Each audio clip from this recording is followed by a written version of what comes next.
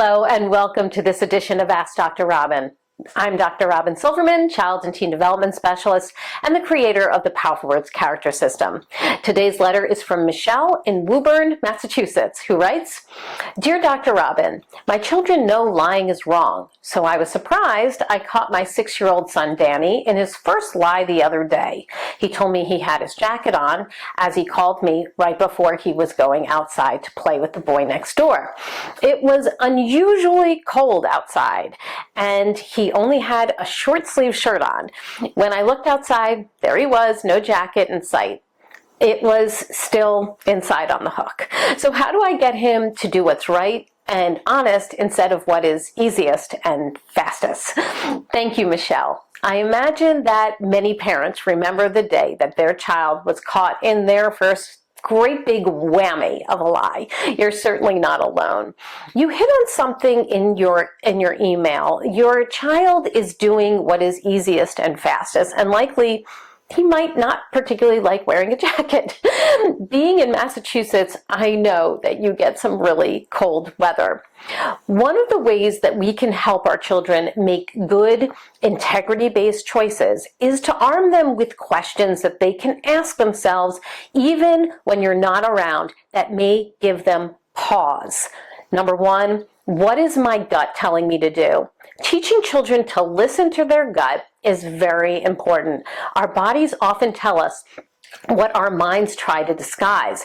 If your child chooses right or wrong, ask them, what made you make that choice?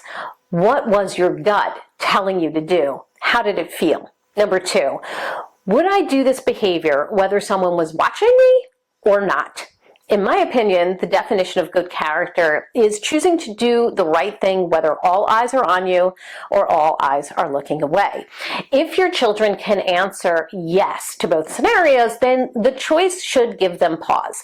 Number three, does the end justify the means? This can be a tough concept for children. After all, if they want a high score on their book report and get a high score on their book report, that should be a good thing, right? Yes, except when that high score is achieved through dishonest means. We must be patient and encourage children to choose right over best when faced with a question of integrity.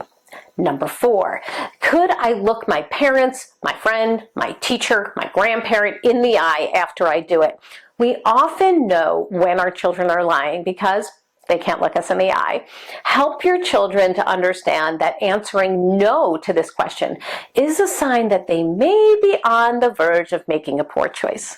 Number five, could I look at myself in the mirror after I do it?